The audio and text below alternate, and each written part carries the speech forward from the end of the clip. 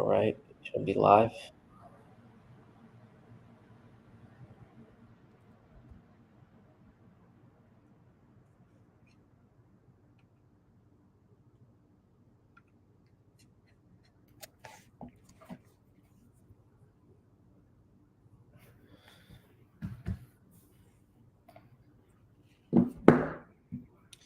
All right.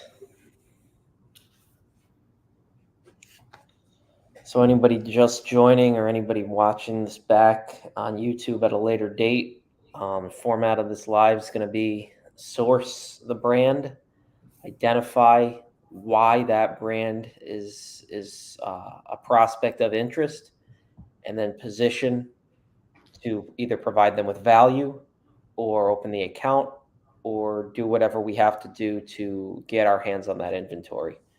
Um, so that'll be the structure of this call. We want to take you through sourcing the brand, contacting the brand, and then how to build that relationship.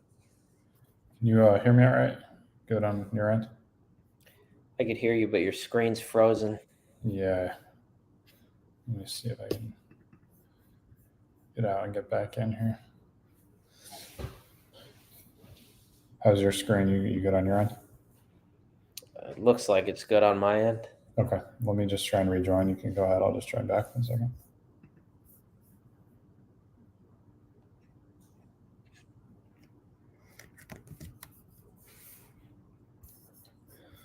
Yes, we're having some issues here. You want me to try removing you and then Yeah, join back in? yeah, it's all good things situated on my end. Just go ahead and start on the live here, and I'll just join back when I can. Yeah, your screen's black now, so I don't know. But anyway, we'll jump into this sourcing here. So I'm going to go ahead and share my screen. We're going to dive into Smart Scout.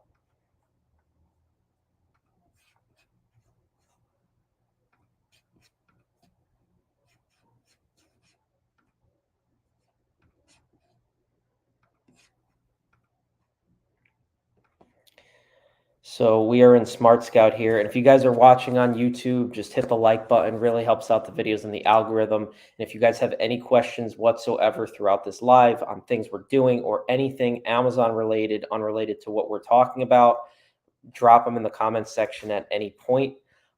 So if you guys have watched us live before, if you've watched the sourcing videos on our channel, you know that we have grown our business to multi seven figures using two sourcing strategies. Number one is streamlining Smart Scout so that we're able to streamline the reverse sourcing process. And we also use that in conjunction with storefront stalking. So in our business, we have an arsenal of stores that we just source. We have our VA source like on a daily basis. And the reason why we are able to have access to so many of these stores is because we've identified the stores that are of interest. And it's just this never ending rabbit hole that we keep going down. So if you're just starting from scratch, what you'll want to do is start inside of Smart Scout, which is exactly what we're going to do here. And then you'll want to go to Amazon. And as you start to identify more and more products that are on Amazon, that could be potentially of interest. You're going to look at the storefronts that are selling those products. And then from there, you're going to go into those stores, identify different products that are of interest, and then open up those listings and then source more stores. So I've always said this is this never ending rabbit hole. And that's what we're going to go down. So I think Brandon's joining back in here. I see you? Can you talk so we could hear you? Yeah, I'm good right here. Yep. All right, perfect. Yep. So what we're doing here is we are identifying a filter criteria on Smart Scout, and what that will allow us to do, rather for that matter, this is going to be here. What this is going to allow us to do, it's going to allow us to streamline the first part of sourcing.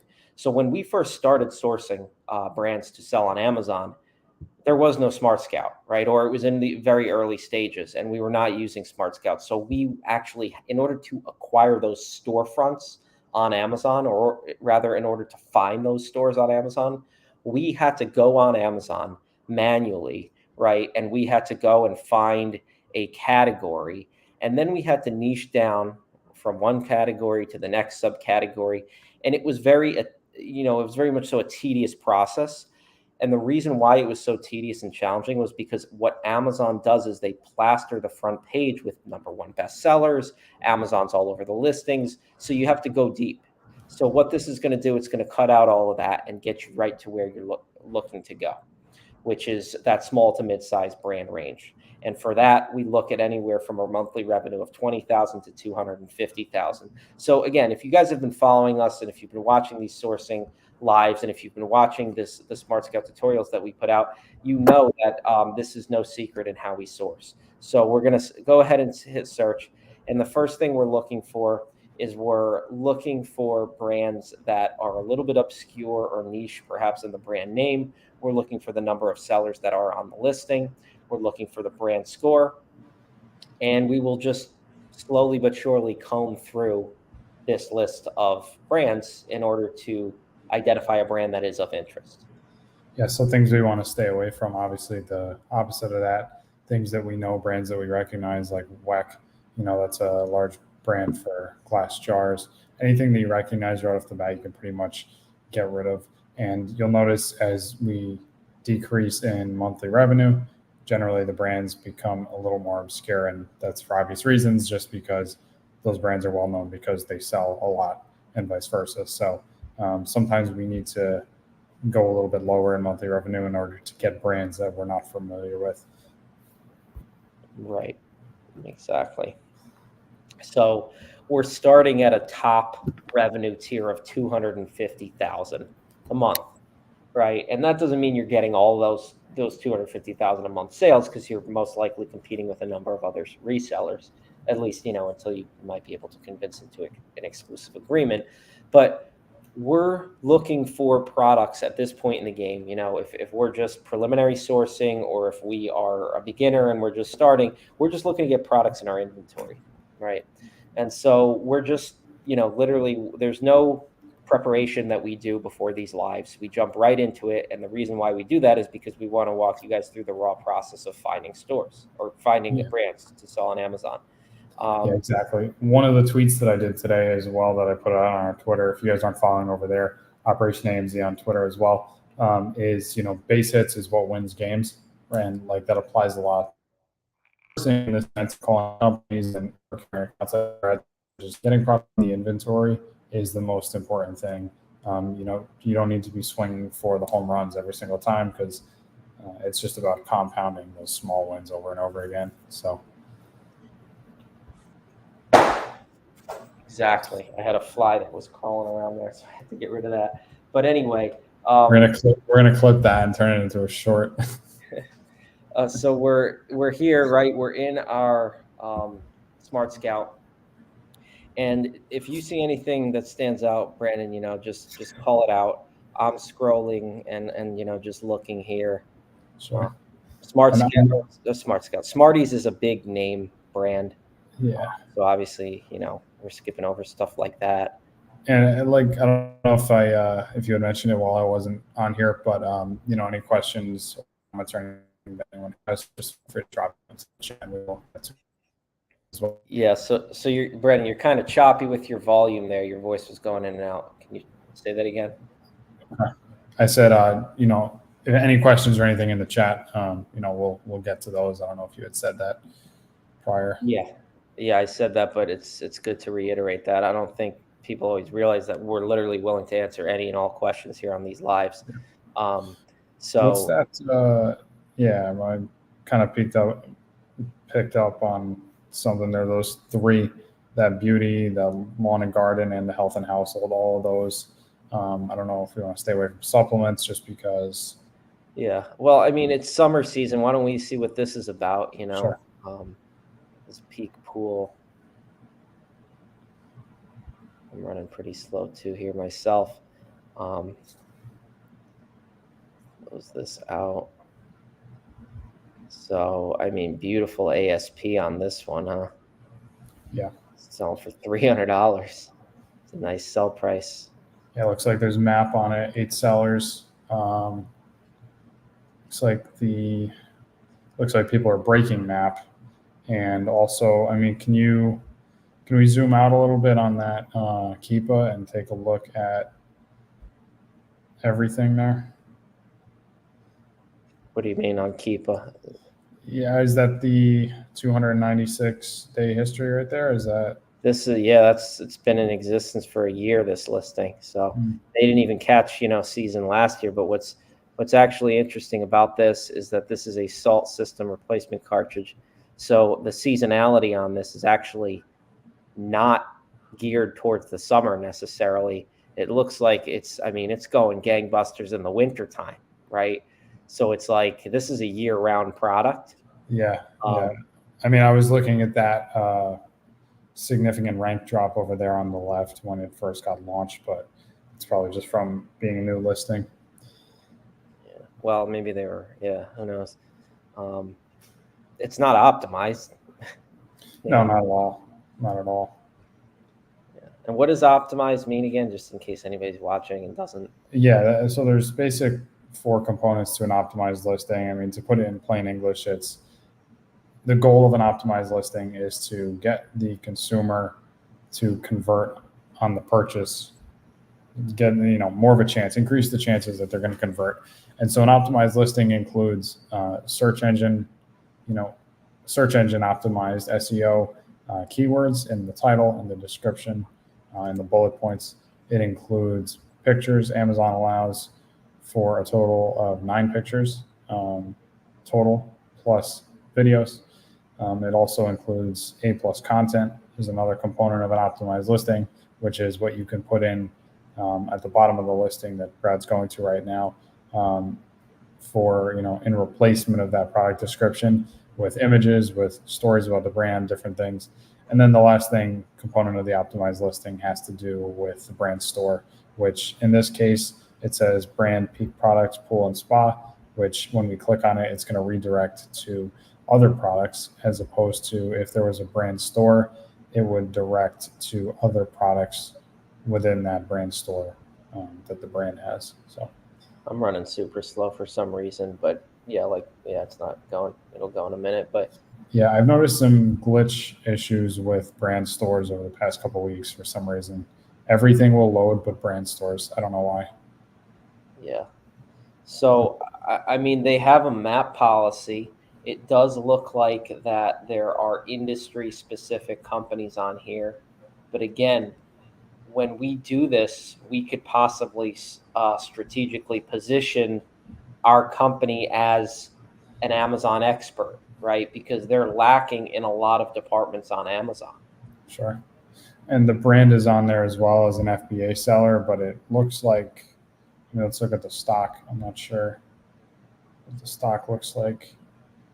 So the brand is on there. I don't think. Oh, yeah, they are. So they only have 4 units in stock though. So yeah, I mean, this is one that I would still be reaching out to for sure. I mean, there are some negatives, like we said. The brand is on it. There is map. So a couple downsides: industry specificity. Is that how you say it? I never know how to. Yeah, specific, industry specific. But I think based on the ASP for me, and based on the fact that there's 8 sellers, and based on the fact that it's non-optimized, it would be something that I'd reach out to. You might have to position yourself a little more strategically, but I think that I don't know. What are your thoughts on it? Yeah, I mean, I would absolutely reach out to them. I mean, guys, like, this is doing $200K a month in monthly sales, like selling for $300. It's moved 400 plus units in the past month, and you're looking at maybe 2 other competitive sellers. Even if Right, you that's get something to consider. Is the competitive sellers are, I mean, if it's map and map for FBM, I mean, you're adding this. Hey, can we go down to the product details and look at what this product weighs and dimensions? It's not bad at all. It's 12 ounces. bet at all. So, I mean, it could be something set up by the brand where most sellers are not allowed to FBA the product, but Yeah, I mean, I would put it on the list to contact for sure. I think, and again, we look at all of the listings, and this is the thought process we're giving you here. We look at all the listings and basically do this in a matter of 10 seconds to get an assessment of what the landscape looks like on Amazon. And that will most likely determine how, our perspective before we go into the call. So with something like this, we know we're going into the call, probably going up against other industry players on Amazon. They are probably going to be more inclined to work with just pool and spa people. So we already know that before we go into the call. So we're ready and well equipped with ammunition to tell them about, hey, here is where we actually look to be a strategic partner on Amazon. And they need that. It's one thing if their listings were 100% optimized, they had the brand store, they were running paid ads at the top, but they're not doing any of that. So we actually can provide value to them. Right. Yeah. And one thing about this that I'm noticing right here, and I think we had said that it was a pool product because it's pig products, pool and spa, but under target species, it says fish. Is this for a fish tank? Is that why it's not seasonal? That's very possible. I mean, the amount of times I've said the wrong product to some of these brands. I think that might be it. But I mean, another element of this to notice while you were talking that I was looking at there is we said it's selling over 400 units a month. I mean, you could scroll up to the right where you are, the reviews and the ratings. I mean, 44 ratings, 3.8 stars, right? So that's a value add. That's an angle that you can take when you're talking to the brand to say, hey, we've got 44 ratings, 3.8 stars, but it's selling 400 units a month. What are the steps that we can take and we can assist you with in order to get that to a 4.5 or, 4.9 or whatever it is, review rating with more positive reviews. So, there's a lot of different strategies that you can take, but that's one that you shouldn't overlook as well. Right.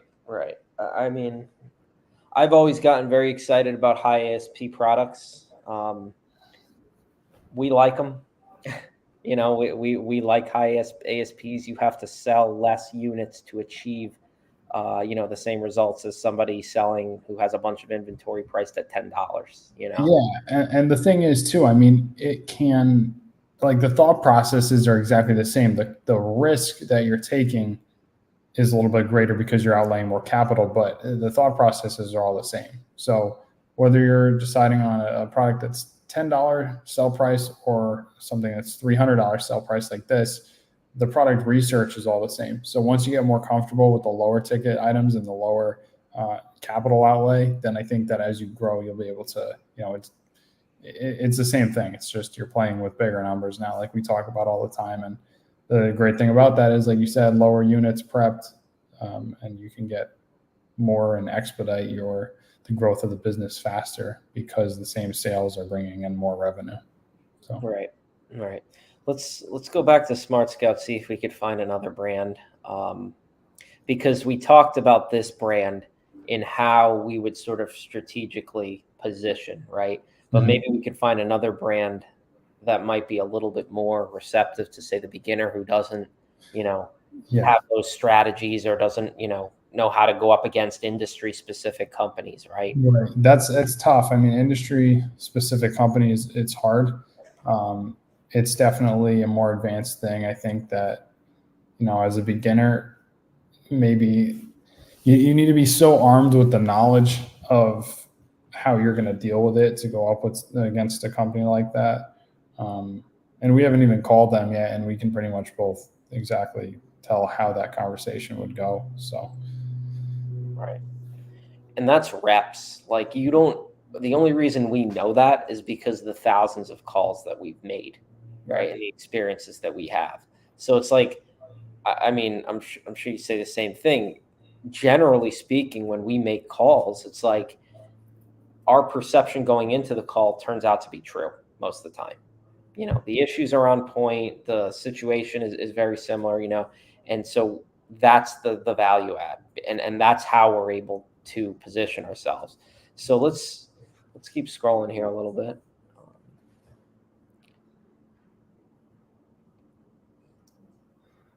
Power dental flossers. That's interesting. Where's that?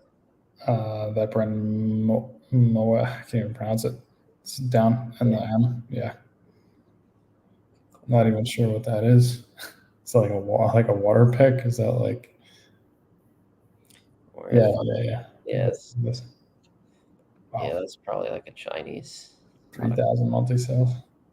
So nothing there. And some of these brands, like these, look like Chinese brand names, so we avoid something like that. Like if it's got like a string of letters like this, that's probably like there's a lot of that type of stuff in on Amazon, like foot massagers. They're just like knockoff, not knockoff, but just like cheap China products. Like we want to stay away from that.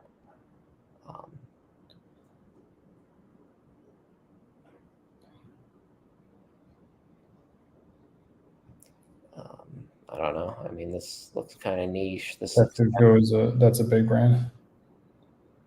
Yeah. That's a big brand right there. For sellers on them. Yeah, that's a really big brand though.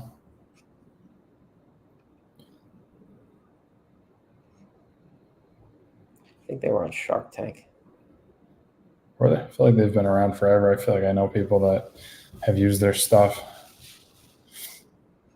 It's for like healing. I feel like I've heard of this brand as well. Looks like on everything. Yeah, that's one of the things. Like if there's one seller and it's just the brand, it's probably again something you want to steer away from. It's really hard to convince a brand reasons why, once they're all set up and ready to go, why they should then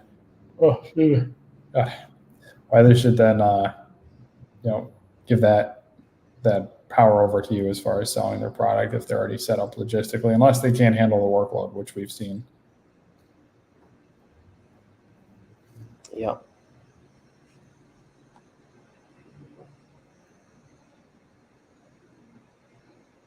Again, it's just a process of clicking, and if you have the proper softwares, like the DS quick views like this, you could see very quickly. Like I like this one right here. This one. You said you like it. Yeah, I mean, there's glass, but it also depends on very low price. Looks pretty optimized, the listing. Selling a lot. Yeah, and I mean, optimized listings don't mean don't contact them. Like don't overcomplicate it in the sense of like you might be able to just reach out and get an account. So, and that's what you should do. Like, especially as a beginner, you should just call and look to open an account. And we're going to get into that here in a few minutes about what we're saying on the phone.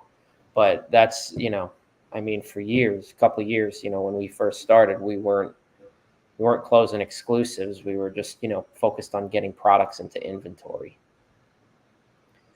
So, I mean, that's an example of, yes, they have a lot optimized listings, but we would reach out to them to get an account, right, to sell their products.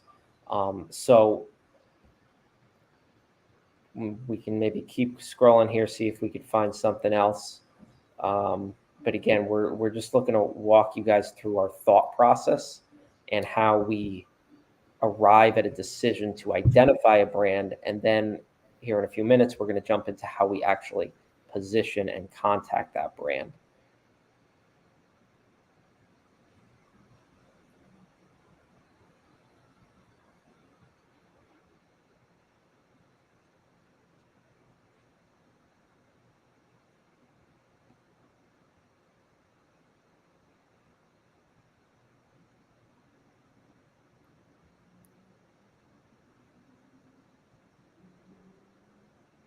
Seeing anything here standing out? I mean, I was gonna say there's some stuff within the what's that grocery and gourmet thing up at the top right now?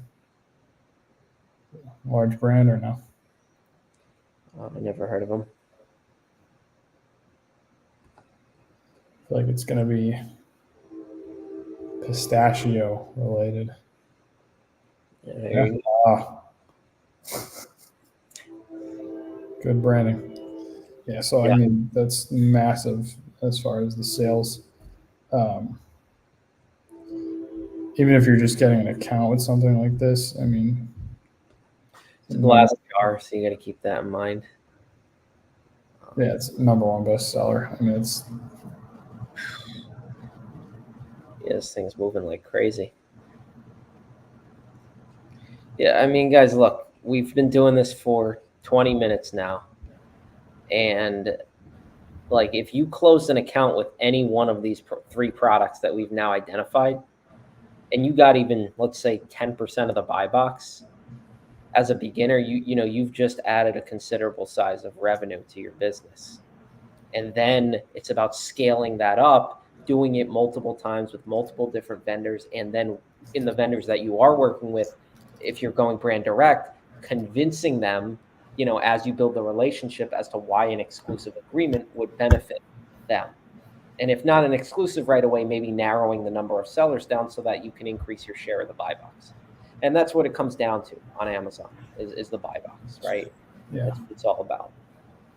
I'm going to answer a couple of questions that we got in here. First one was, are you recording this? And yes, it's being recorded and it'll be uploaded to YouTube and Twitter after the live is over, as every week when we do it. And then the other question, while Brett continues to look for some other products here, for reverse sourcing, is Smart Scout a better tool than Seller Amp? So, I mean, Seller Amp is great as well. We have most of our experience within Smart Scout, but we can vouch for Seller Amp as a very legitimate program that a lot of people in the industry use. The reason we like Smart Scout is because think of it as a full-on database search engine. So Smart Scout, in addition to finding brands, does a lot of other things, like gives you a brand score. It has some AI technology that allows you to optimize listings. It has a lot of different features that we like. So that's why we use Smart Scout, and it's extremely comprehensive. We like the filters, and it's just really worked for us a lot in the past for brand direct wholesale and what we do, because it allows us to search for our criteria and get very niche and very specific with the results of it. And then the next question in here says, where do you get low rate freight quotes shipping to your warehouse? So generally speaking, the freight quotes that we're getting, we're either paying for shipment to us. Let me just clarify that first: shipment to us or shipment direct into Amazon. So a lot of our suppliers will ship products directly into Amazon from their warehouse. So in that case, we're just using the partnered carrier costs. And then with things like, when we're FOB, where we're paying for shipping, we just try to negotiate the best we can with the supplier, whether that's placing a larger order, whether that is, going through our UPS account, pirate ship, whatever it is, to get that inventory to us. But it's all built into the cost of the inventory so that we're accounting for the cost of shipping to us if we have to pay it. But if we can, we try to get the supplier to ship directly to Amazon. Hopefully that answers that question.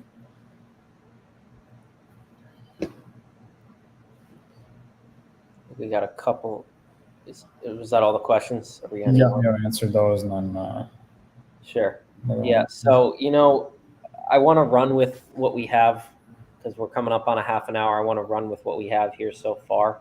And one thing that I was looking at while you were answering those questions is, guys, something that's extremely underestimated is that when you see, because this is a subcategory of a subcategory, right? It's a niche sort of a product, a pistachio cream, still selling friggin' 5,000 units a month, 6,000 units a month, according to this Keepa. It's got a 3-digit rank in grocery, and that's a niche. So like this I would consider a small to medium sized brand. So it's not small to medium sized revenue. It's more smaller niche type product. And so what we often do in sort of a category like this, right, is we'll scroll down here and look at what subcategory it's in. So now it's the number one bestseller in sandwich spreads. Now, sandwich spreads itself, we can click on that and come here, and we can see within the sandwich spread category, this is broken up into the number top 100. You'll see top 100 bestsellers in here. So now within this, you now have 100 products within a subcategory that you can source. Obviously, we're going to bypass things like Heinz, but what's amazing is that this brand, which, Brandon, have you heard of this brand before? I haven't. I mean, that doesn't mean that it's not a big brand. I haven't heard of it. Yeah, I mean, I haven't heard of it. It like you said, it could be a little bit of a larger tier brand, going up into that large tier. I still, based on the revenue, wouldn't consider it a large brand by any means. I think it's more in that middle tier. But you have your big brands like this, which Amazon's going to be selling for $3. But again, this is a $32 bottle of pistachio cream, so they probably want to protect the price of the product because it is more of a higher end Italian spread. So as we scroll through here, again, I just want to reiterate that this is what we do. We go through subcategories on Amazon in addition to, once we've identified a product. And then not only do you have that available, but this is like I said in the beginning, a subcategory within a subcategory. So you have your condiments and salad dressings, and underneath that, you have a whole bunch of other subcategories. So rather than starting, and saying, I want to source products in the grocery category, why don't you source products in the sandwich spreads category? Because you still have, hundreds of thousands of dollars, if not millions of dollars worth of revenue a month that you can source from. But now you're not sourcing from hundreds of millions of dollars a month, where Amazon is selling a lot of those products on the first page. Right. And it's rare that you're going to get a product that is ranked number 3 in the subcategory and ranked, so bad that you're not able to sell it. You know what I mean? Like, that doesn't make sense to have a product ranked 400,000 in grocery, but 7 in the subcategory. So it's safe to assume that all these products are really good selling products in the main category as well. And you can see that by DS Quick View and what that shows. Right. And so now, we got a couple of products. We had that, aquatics one or whatever it was. We have the pistachio cream, and then we have that other one. Let's transition it into the outreach and give people an idea about what we're saying on the phone and really how we strategically position our company to close brand direct accounts, right? Because that's what we're doing. We're not jumping to a distributor. Doesn't mean we don't work with distributors. We have different distributors that we do work with, but the focus here is to teach people how to close brand direct accounts. And that comes down to sales, and it comes down to actually providing value to these brands. So, I mean, if you were to start it off and say, like, as a beginner, what should they know going into a call, or how should they start out the conversation? What are you telling them? All of our calls start out the same. We have information going into it where we know, we're armed with information. So when we make that 10-second overview of the listing, we arm ourselves with information. But regardless of the information that we have or that we're going to convey to the brand down the line, every single call starts the same. You want to pick up the phone. You want to tell your brand that you're calling, who you are, where you're located for legitimacy, what you're doing, and what you're looking to do, which is, open an account to sell their products and obtain a price list. So we always say take the path of least resistance first.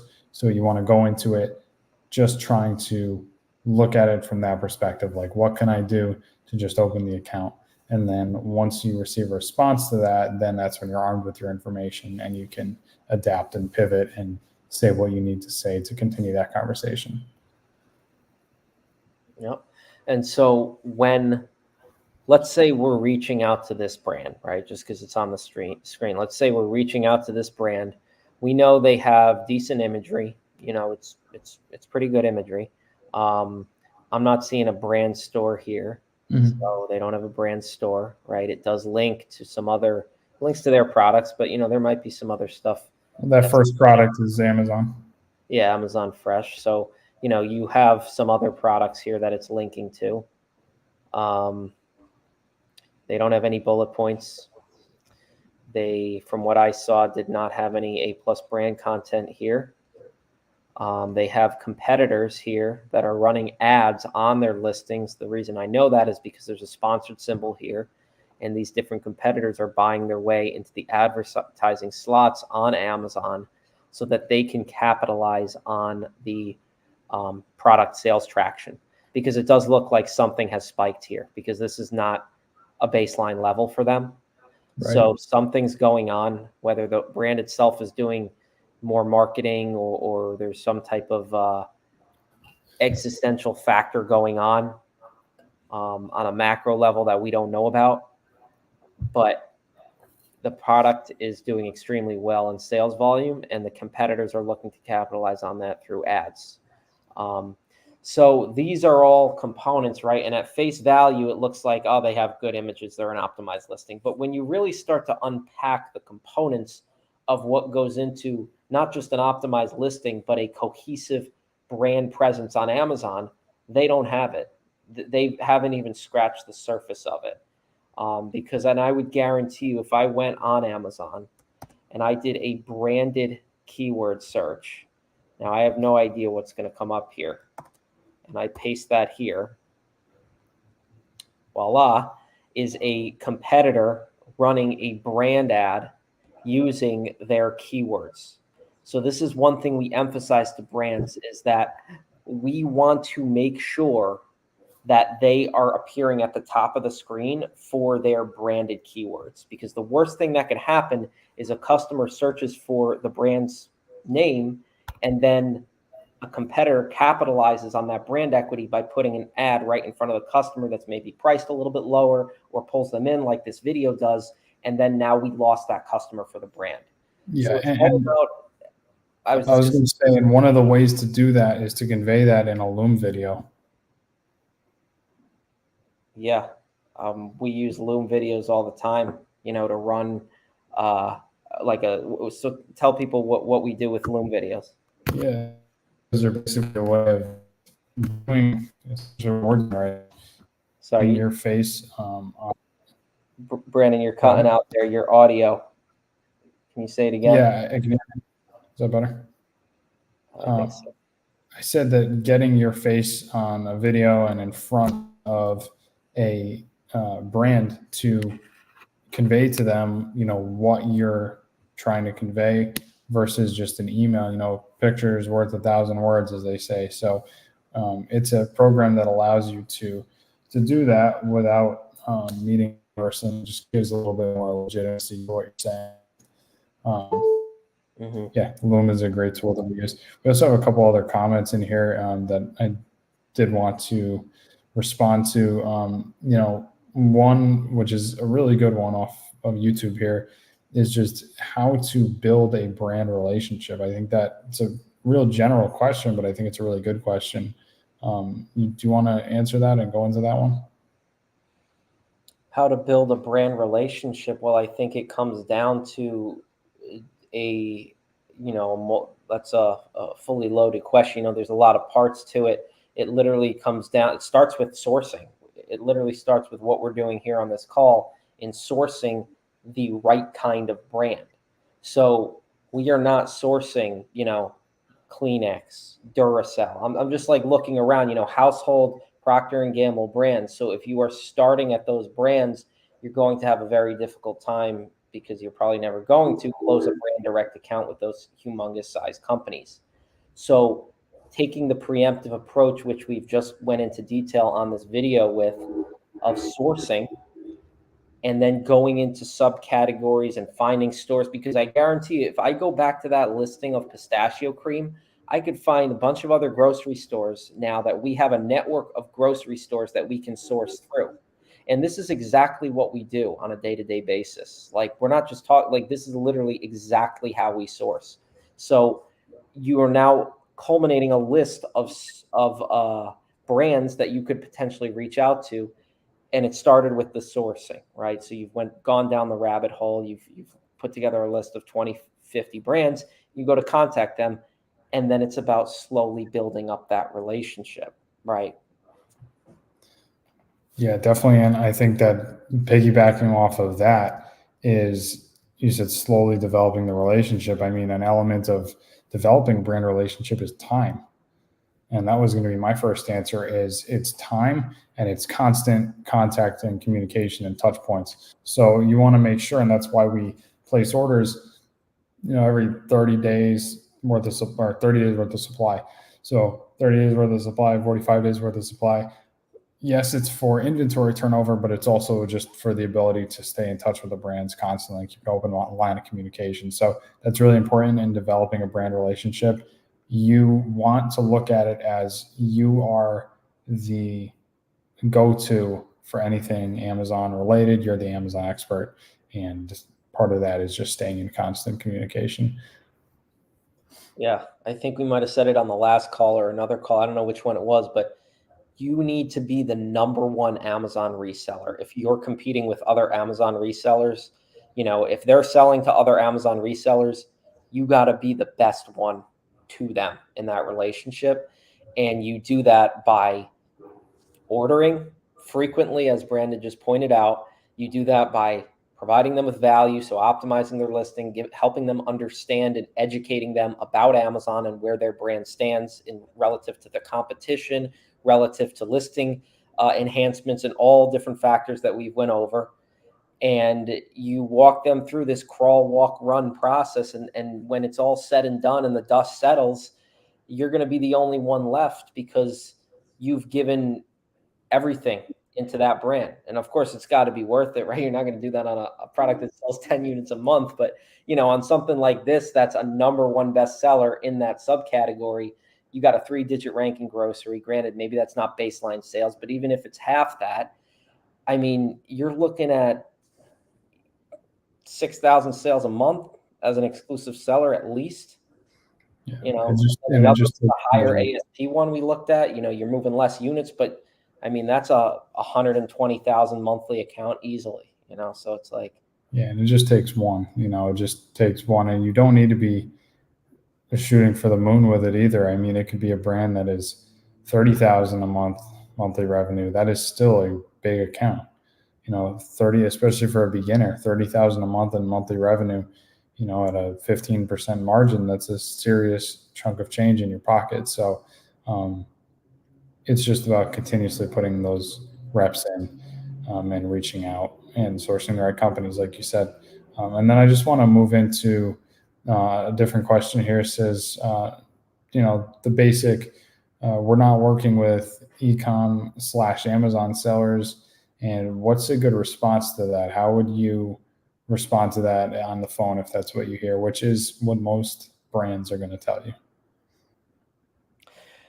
We are not working with Amazon e-com sellers anymore. So, I mean, that's probably the most common one. And I'm going to answer the question cold and outright right here. But I also, if you haven't watched the blueprint video that's on the YouTube channel, which goes into, I'll link it here in the comments section.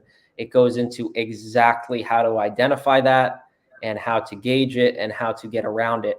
But the answer to that question is, you have to gauge the tonality, especially in what you're going to do because you're on the phone. You have to gauge the tonality of that. Is it on one end of the spectrum where they're completely open and receptive to working with you? So then great, you get the account, path of least resistance, done. Maybe you buy the products, maybe you can convince it into an exclusive down the line, what have you, right? You have the other end of the spectrum, which there is a hard and steadfast no, right? That is brick and mortar store, licensed physician on staff. That is, we need you to be as industry specific as possible. And you're not getting this account unless you are sending me photos of your brick and mortar store, right? Now, you can possibly network with brick and mortar stores in your area and see if you can, possibly work out a partnership to work with one of those stores and then get the account. But again, I've been down that road. Brandon's been down that road. A lot of times with that, I think the better approach is to focus your time and attention on the brands that you can actually convince to sell the products on Amazon. Because if you go the brick and mortar route, you can people do it all the time. But I think, it's going to be pretty time consuming, and a lot of these brands, fireworks going off. A lot of these brands are going to. What's that? I don't know. I think we're getting shot at. Oh my God, that was right outside the window. Yeah, that's funny. Holy shit. That was my train of thought. But I was saying, I felt the shake. Yeah. Did you feel the shake? Oh my God. Yeah, that's crazy. It sounded like a gunshot. Yeah, happy 4th of July. But anyway, and so on that end of the spectrum with the brick and mortar stores, right? Like a lot of these brands, you might be able to present them with a brick and mortar store for a partnership that you've worked out with a brick and mortar store in your area. A lot of them still aren't going to let you sell it on Amazon. So it's a dicey road to go down. If you have relationships with stores, great, by all means do it. But where we have grown our business and where we have focused the majority of our attention is in the brands that are wishy-washy in their response. So when they say we are not working with Amazon or e-commerce sellers, you gauge that response, and if their response does not sound like it's absolutely not, right? If it's kind of like, we're not really working with Amazon, we don't really do that, pursue, right? So yeah, and I think it's a good response. Like, I'm not mad at that, right? When you hear that response from a company, it's like, that's not the end of the world. I mean, if anything, the account that you procure and you get the account in 2 seconds is probably not a good account. So if there's a little resistance, I mean, it kind of leads you to think that, hey, this might be a more profitable account down the line. And no means you need to find a way to solve their problem in the context of brand direct wholesale. It doesn't mean, no way, absolutely not in most cases, unless you, like you said, it's very specific industry, physician on staff, et cetera. So when you hear no, you just gotta look at it as, how can we solve the issue that the brand is facing? Yeah. Matt said in the Instagram chat, if the truck hit the loading dock at that big sound. Yeah. Yeah, that was, I mean, or is hope not. I don't know how it came through the computer audio, but I mean, that felt like the building shook. Yeah. Like I thought we were getting that. So, but yeah, John, so with this, right, identify the degree to which that no is a no. And if it's something that's somewhere in the middle, pursue. And when you pursue, they say we're not working with Amazon sellers. The easiest thing you can do is ask them why, right? Do you mind if I ask the reason for that? And say it, naturally, right? Do you mind if I ask the reason for why you guys are not, that's all. Yeah. You're literally having a conversation. Calibrated questions. Yeah. And then, that question in of itself might take you on a 20-minute conversation, and you start having an open dialogue.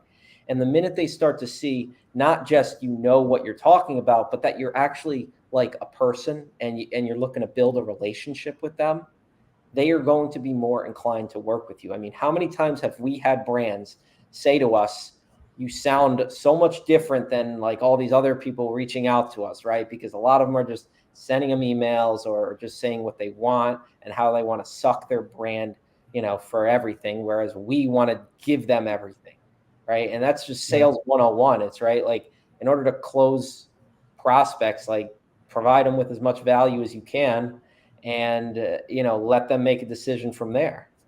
Yeah. And just to, quick story on my end or example.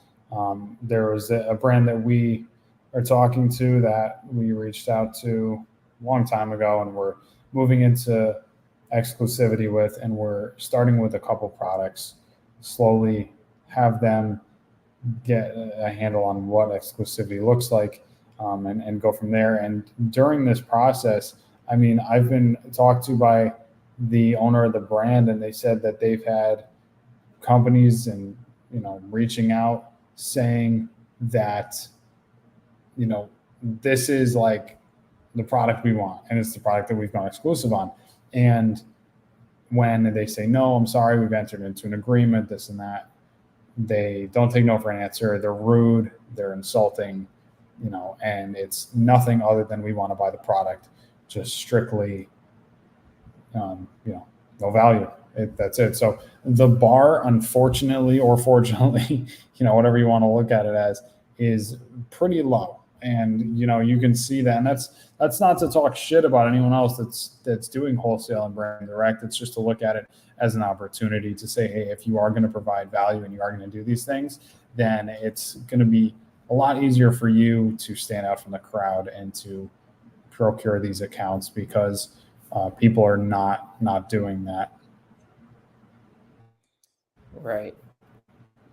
Yeah, I mean, it's amazing because it's like foreign to us how somebody, another seller could just be like, all they want to do is buy inventory, and like they could, care less about building a relationship or providing them a value, or, it's just like these businesses, most Amazon sellers are transactional, right? It's just, money in, money out, which, hey, everybody's in this to make money, but the way you make way more money is by building a relationship, because that relationship, maybe today it's not going to make you a millionaire, but in the future, if you build enough of those, it's going to, because that's how millionaires are created, right? It's not, just checks in and out. It's literally building relationships and providing other businesses with value and helping them grow. And that, with what we do in brand direct wholesale, is how we've built our business, to multi seven figures. Yeah, exactly. It's just about small compounding wins. And we've talked a lot before, and you always say, like, wholesale is a snowball effect, where the more that you reach out, the more you continue to do the same processes over and over and over again, the more it grows on itself. And you kind of start to, at the beginning, you're kind of unsure. I mean, you're like, does this actually work? Can I do this? Is this better than retail arbitrage that I'm doing? Is this better than, OA? Is this the right method to go, the right path to go on for my business? And just like anything else, I mean, it's proof of concept. Like, you do it enough and you're just like, this is a very sustainable model. I mean, if you wanted to, I mean, could take some time off, could take a month off if you wanted to, and revenue really would not change. So it's just about getting those systems. Not that I think either of us could take a month off. I think we'd probably go crazy if we did that. But that's what's great too, is like, if you love what you're doing every day, why deviate? So yeah, that's the thing. It's like we wake up every day, we want to work. We're excited about what we're building and growing, and like, trust me, margaritas on the beach would get boring after a while. You do that maybe for a week, and it's like, all right, I'm there goes another one. We're getting blown up here. I linked the link to the. I'm watching. Like, obviously we have our live here, but I have the like actual stream over here, and so it's got a delay of like 30 seconds, and so I get to watch our reaction. Yeah. Yeah, but we're gonna wrap it up here in a couple minutes anyway. But I linked the video for the blueprint video here in the chat. Brandon, I don't know if you want to throw that on the live stream for Twitter and Instagram. But Yeah, definitely. a lot of people are asking, John, very common question. We are not working with Amazon e-com. Watch this video till the end. It's about a 45 to a 50-minute video, and you will be well equipped at dealing with that rejection. And the video goes into detail about how we close exclusives, the strategic approach that we take to close exclusives. Because I'll tell you right now, we're not closing exclusives by saying we want an exclusive agreement. It is a long, drawn-out process that is done strategically, and it has taken years with some companies we work with to close exclusives, right? And we're currently in the works, and we've been working on with some companies for months and years to really acquire that coveted position, which in the end is exclusivity on Amazon. Because exclusivity on Amazon means 100% buy box control, means all of the sales are going to you, and that means is brand control. So realistically, it means a lot of brand control for the brand themselves. It's not just to your benefit. And it's how Amazon has their algorithm set up, which is that there's one seller in the buy box and that's it. So exactly. And there's no strategic advantage really for a brand to be working with multiple different resellers because of the buy box, because they have to undercut each other to get the sale, right? Yes, a buy box can rotate more evenly on some listings, but a lot of times the reason for price undercutting is because one seller's in the buy box and the other seller's not selling, and they want to be selling at the same time. So it creates this conflict of interest, and they just keep going down and down, which is what creates price erosion. Yeah, absolutely. So yeah, I mean, if you guys have any last minute questions, throw them here in the chat. We'll be happy to answer them. But we have a whole bunch of information, video tutorials on YouTube, going into detail about all of this sort of stuff. We have tons of Twitter content, going into experiences and strategies that you can take with Brand Direct Wholesale. So again, if you guys are not following us on Twitter, Instagram, we're on TikTok too.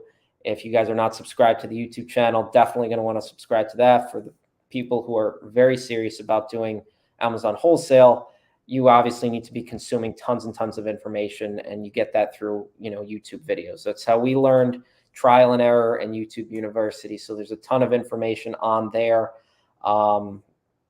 Closing thoughts, any other remarks?